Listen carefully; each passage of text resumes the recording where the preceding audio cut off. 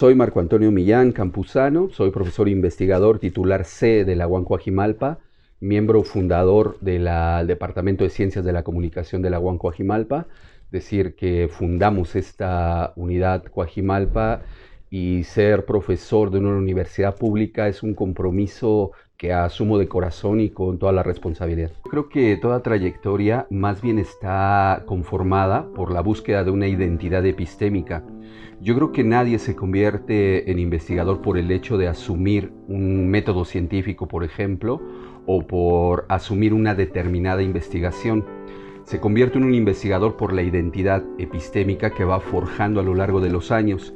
Quiero decir, como parte de esa identidad epistémica, que desde mi tesis de licenciatura trabajé problemas de hermenéutica vinculados con la literatura.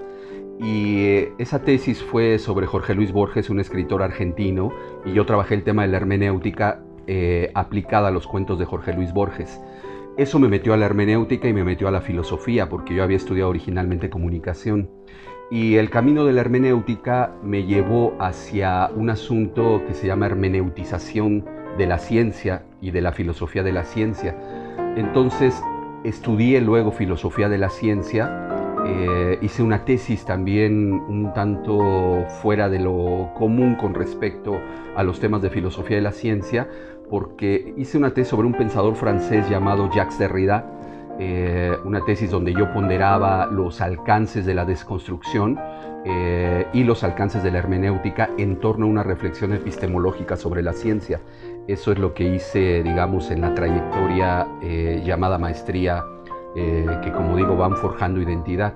Luego hice estudios de doctorado en humanidades en la UAM Iztapalapa, con una tesis sobre filosofía de la ciencia y ciencia postnormal, y me preocupaba el tema de la ética en la ciencia postnormal. Ahí está esa tesis terminada. Y luego hice otro posgrado en la Universidad de Granada, una especialidad sobre paz y conflictos.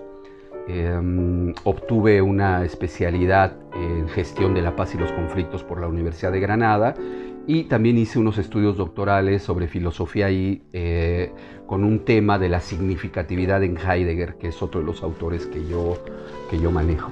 Entonces, la trayectoria académica se va forjando en una identidad epistémica que en mi caso ha llevado una ruta clara con respecto a la hermenéutica, a la filosofía de la ciencia y a ciertos pensadores que tienen una orientación más, diría yo, de corte ontológico existencial.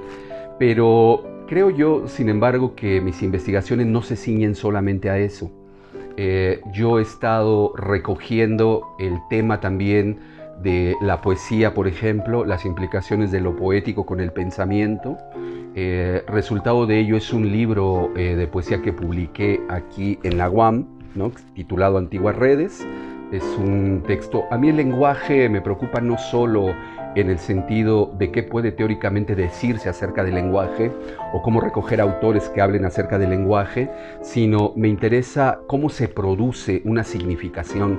Y me parece que el acontecimiento poético muestra el hecho de producir una significación, y me parece además absolutamente relevante ponderar a la poesía como un acto de pensamiento.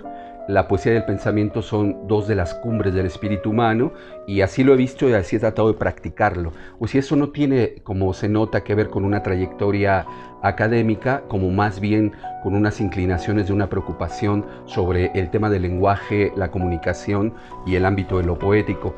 También con respecto al tema de la paz y los conflictos, publiqué yo este libro. Estos son libros de autor solo, permítanme que lo diga así, porque no son libros coordinados por mí, sino son libros que yo escribí solo.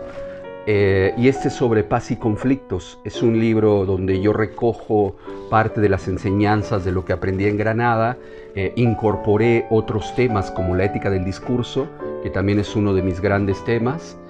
No solo la ontología hermenéutica, sino también la ética del discurso.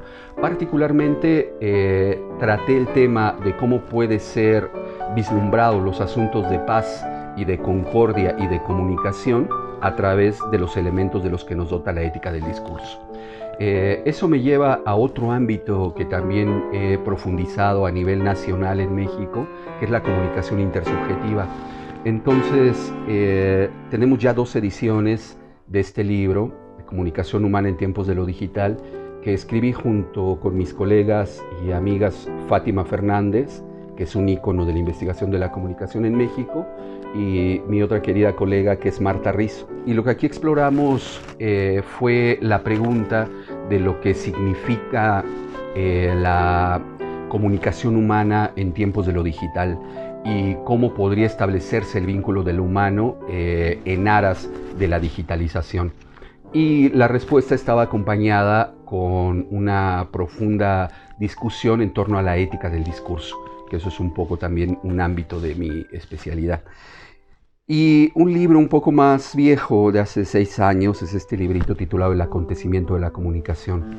Yo aquí recojo inquietudes, por ejemplo, que van desde quién es Hermes, el dios Hermes, el papel de Hermes en la hermenéutica y también el papel de Hermes en la comunicación. Y bueno, siempre ha sido apasionante para mí el asunto de la palabra, el asunto de la comunicación poética, ¿no?